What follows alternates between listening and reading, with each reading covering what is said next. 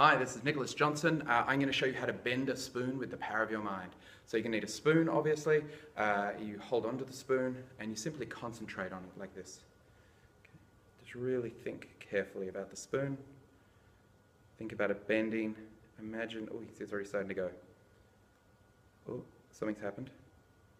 It will just slowly start to bend and droop in your hand until eventually completely falls apart.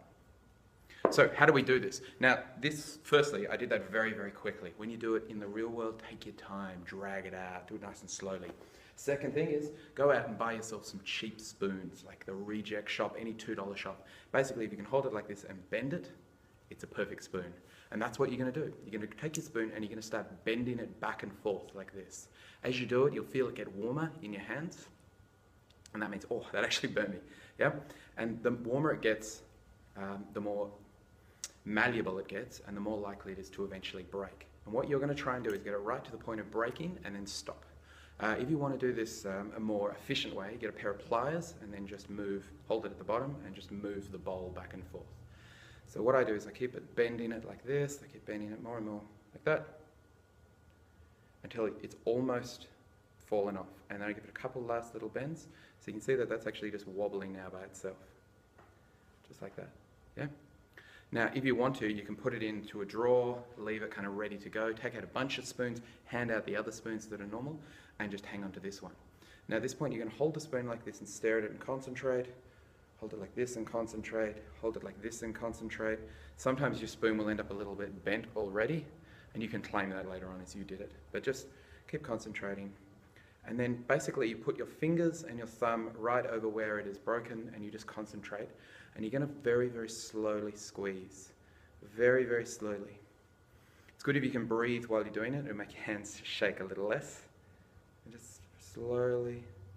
And what will happen is where you've strained it will eventually break. But because you're holding it there between your fingers, like you can actually look, this is snapped right off. But now I'm just holding it between my fingers and I'm just concentrating and letting it as slowly as I can droop. Concentrating and staring like this. Now this is the important thing. Spoon bending in the real world, so not when done like people like me, but people who really claim they can do it, they want to make themselves as credible as possible in advance. So they would rather have their people believe in spoon bending in advance, look at it go, and then prove it and add to that proof using this. So we call that confirmation bias, yeah? People think that's not a trick, they think this is real because you've already sown the idea in their heads that it might be real. So confirmation bias is the idea that you basically just look for evidence that confirms what you already believe. So if you thought that the Bad Science Show was going to be terrible, you're more likely to actually have a bad time. I hope you didn't have a bad time if you did see the show. When you're ready, you just let it drop into someone's hand. And what's cool is they will feel that, and they will feel that warmth from when you stressed and strained it back and forth. So that is one method, and it's the simplest method of bending a spoon.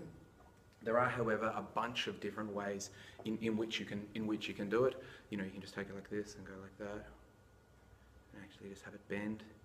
You can see there, look at that, that's like a real bend, and it's a solid spoon. I didn't strain that at all. Yeah, you just stare and just